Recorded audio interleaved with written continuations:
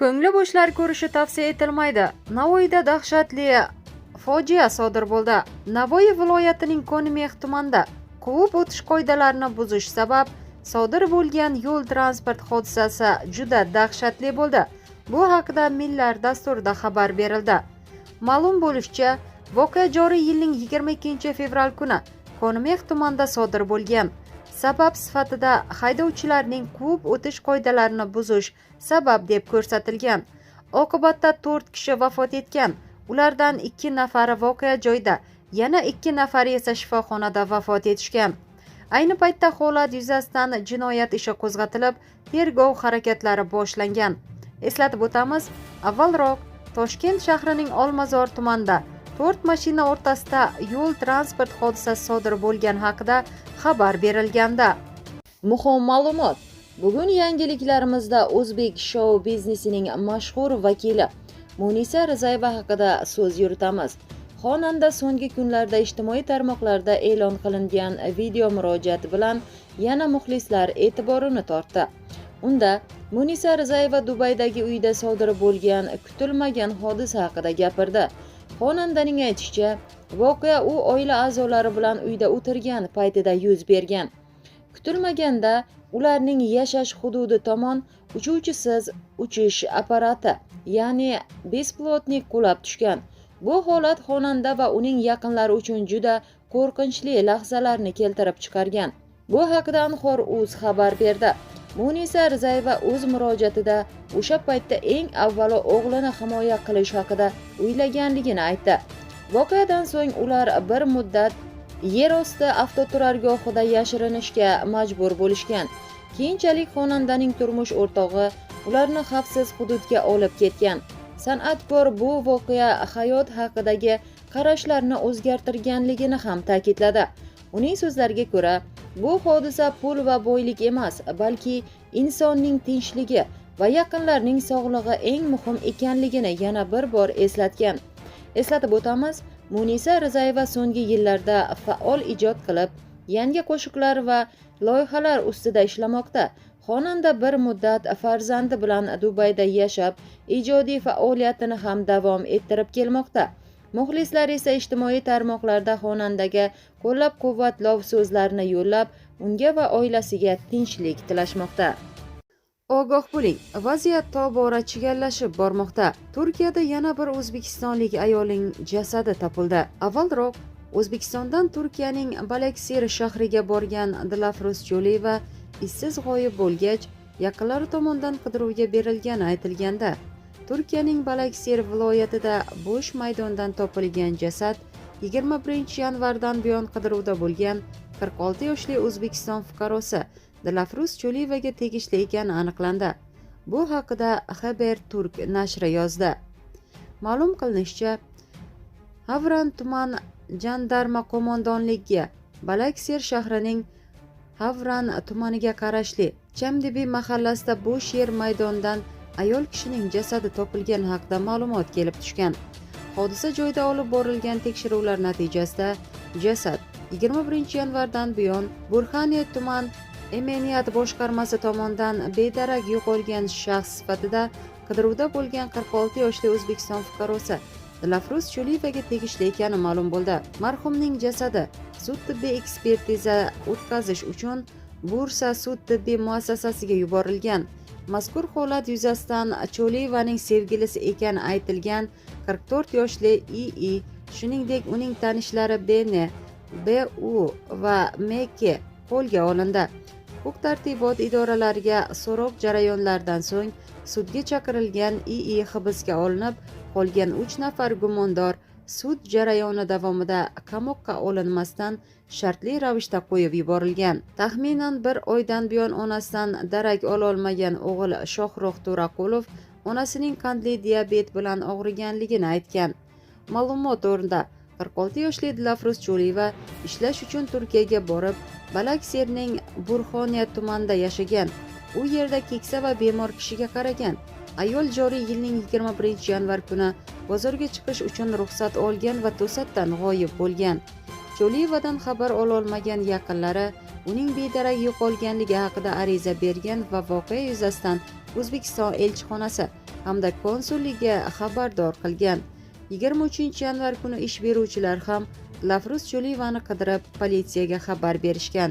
Eslatib o'tamiz, avvalroq Turkiyaning Istanbul shahri Shishli tumanida chiqindi yig'uvchi tomonidan axlat konteyneridan o'zbekistonlik Durdona Hakimevaning jasadi topilganda, keyinroq mazkur ish doirasida u o'ldirilgan. Umroniyadagi uyda yana bir o'zbekistonlik ayol Sayyora Ergashaliyeva ham bo'laklab o'ldirilgani aniqlanganda, ko'pchilik uchun sevimli bo'lgan Jahongir Otajonov hozir qayerda va qay ahvolda deb qiziqqanlar uchun muhim ma'lumot e'lon qilindi. O'zbekistonda xizmat ko'rsatgan artist Jahongir Otajonov ayni kunlarda ro'za oyini oila davrasida uy sharoitida o'tkazmoqda. San'atkorning yaqinlari ma'lum qilishicha, u Ramazonni sokin va ibodatga bag'ishlangan ruhda qarshi olishni ma'qul ko'rgan. Shu sababli hozircha ommaviy tadbirlarda va konsert dasturlarida ishtirok etmayapti. Ma'lumotlarga ko'ra, Jahongir Otajonov o'zini yaxshi his qilmoqda, salomatligi joyida. U vaqtni asosan oila a'zolari bilan birga o'tkazib, ijodiy rejalar ustida ishlamoqda hamda yangi qo'shiqlar ustida tayyorgarlik olib bormoqda. Shuningdek, u ijtimoiy tarmoqlar orqali muxlislari bilan aloqalarni uzmagan. Xonanda o'z murojaatlaridan birida hozirgi keskin vaziyatda barchani ehtiyot bo'lishga, sabr-toqatli va ogoh bo'lishga chaqirgan. U inson salomatligi va osoyishtaligi har narsadan ustun ekanligini ta'kidlab, ro'za oyida mehr-oqibat, hamjihatlik va xayrli amallarni ko'paytirish muhimligini eslatgan. Shoshilinch xabar. O'zbek ilm-fani og'ir judolikka uchradi. Oliy ta'lim tizimida 57 yildan buyon samarali mehnat qilib kelgan, avtotransport, avtomashinasozlik va yo'l kommunikatsiyalari sohalariga katta hissa qo'shgan taniqli olim, O'zbekistonda xizmat ko'rsatgan fan arbobi Sarvar Muqaddimovich Qodirov 2 mart kuni 86 yoshda vafot etdi. Bu haqida qalampir.uz manbasi ma'lum qildi. Sarvar Qodirov 1940-yil 11 fevralda Toshkent shahrida tug'ilgan. Toshkent Politexnika institutini 1962-yili muvaffaqiyatli tamomlab, shu institutda avtomobil ekspluatatsiyasi kafedrasida assistent sifatida ishga qabul qilingan. Moskva avtomobil instituti dvigatellar kafedrasi stajyor pedagogi, maqsadli aspiranti, Toshkent Politexnika instituti dotsenti bo'lib faoliyat yuritgan. Olimning muvaffaqiyatlaridagi darsliklar hozir ham Rossiya va Hindistondagi o'quv yurtlarida qo'llaniladi. Qolaversa, uning 40 ga yaqin risola, ocherk, qissa, roman va boshqa risolalari chop etilgan.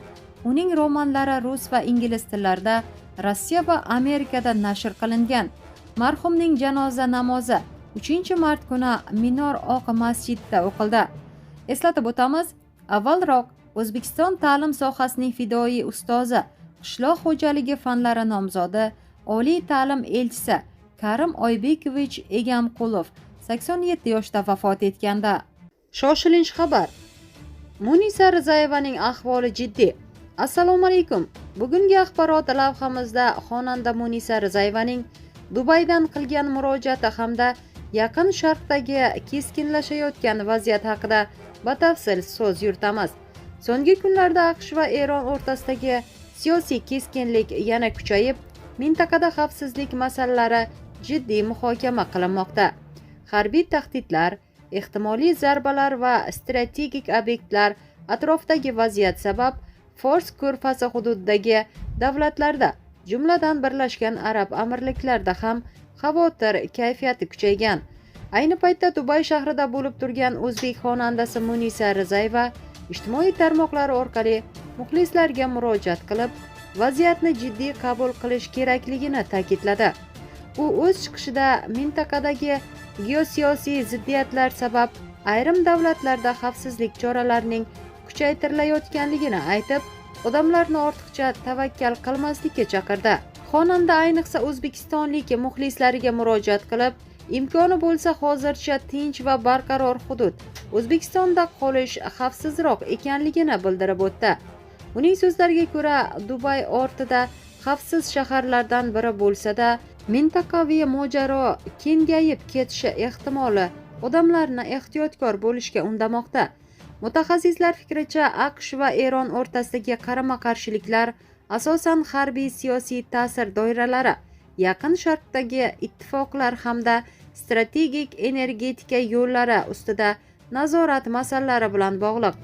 Agar keskinlik oshsa, Fors ko'rfazi hududidagi aviatsiya qatnovlari, iqtisodiy faoliyat va turizm vaqtincha cheklanishi mumkin.